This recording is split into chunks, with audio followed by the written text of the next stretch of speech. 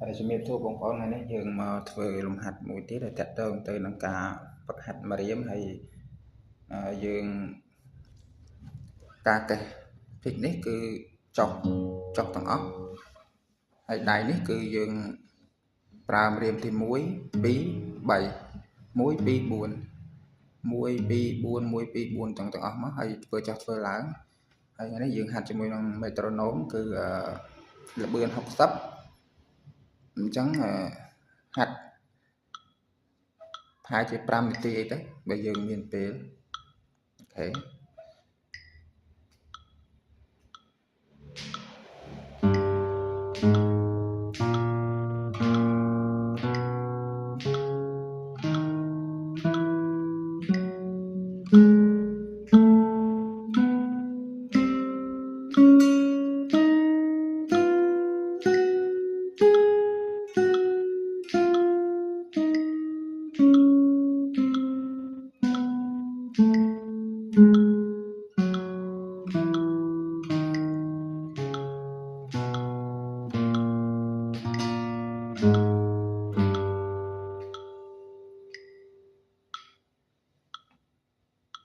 អរគុណជំរាបលា